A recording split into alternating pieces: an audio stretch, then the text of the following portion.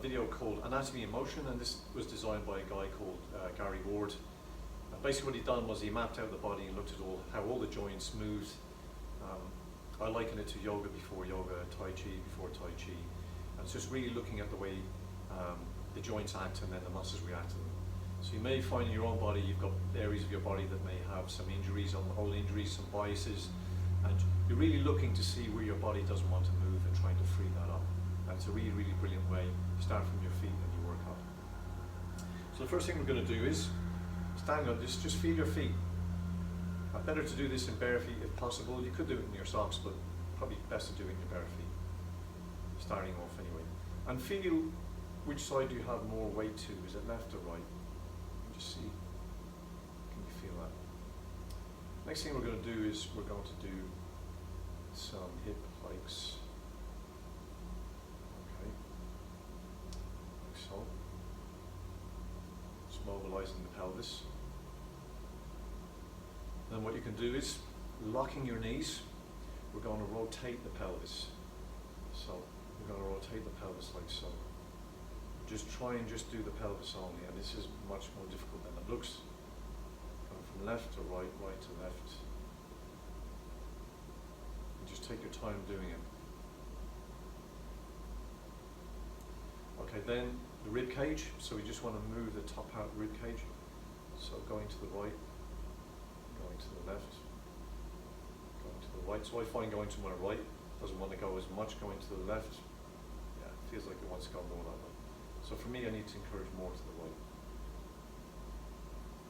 I'm not big on repetitions, but 10 repetitions would be good, but just listen to your body.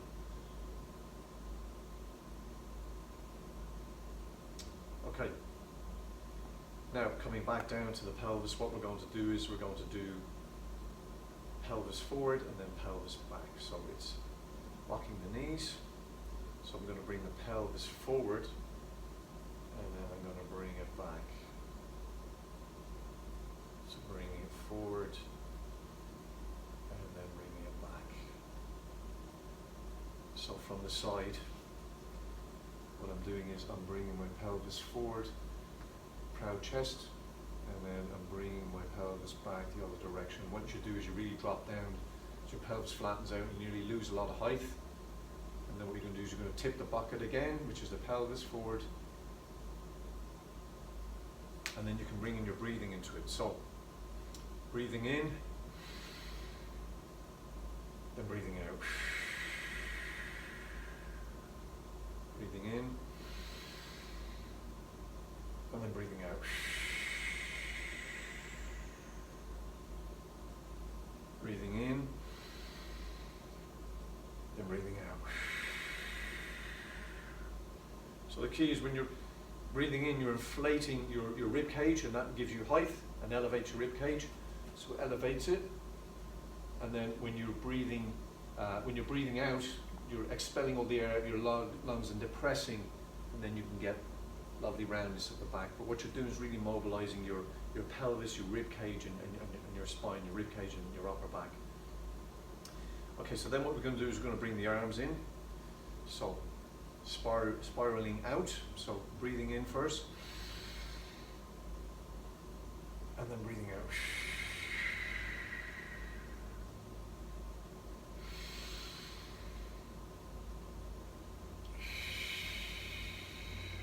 So you should feel some lovely winding, torquing going up your arms, inside and out. So this really opens your frontal plane, the front of your body. And then this is really rotating in, until you're rotating your arms, stretching all those tissues behind the back, your shoulders, etc. And then coming up again. Okay, so then what we're going to do is arm spirals. One hand like this, and then I'm going to bring the other hand like this. So palm down and palm up. And then what we're going to do is this. So we're going to go like this. And we're rotating. Again, you're just seeing where does your tissues not want to go. So what I'm doing is really bringing this hand up towards the ceiling and the other one the same, but it's in a different position. It's rotating different positions from one arm to the other. Try and keep the shoulders down. This is a lovely kind of unwinding for all you guys sitting at the computer, all these tissues around your shoulders, your neck can be tight. I find this a really great one to do.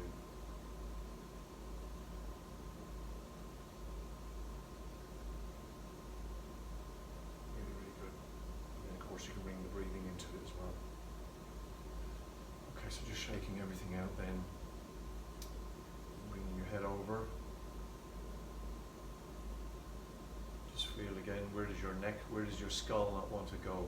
Where does it feel tight? So this is just really mobilizing without doing any big stretching. Just feeling where it doesn't want to go. Okay, so the last part is we're going to bring in some whole movements together. We're going to bring the foot right up through the whole body, knee, hip, spine, and rib cage. So standing like this, what I want you to do is just land on the foot, and I just want you to move like this. So this is pronation, and then coming back is like supination. So just like so. And then what we're going to do is I'm going to bring in my arm like so we get some rotation going on. And this can be a lovely flowing movement. What you can do is just put one hand on your chest and just feel the rotation going on. And then what I'm going to do is I'm going to come back onto this back leg and bend this knee, and then propel myself forward onto this like so. So coming off, I'm supinating now, and then I'm going to pronate here like this, and rotation.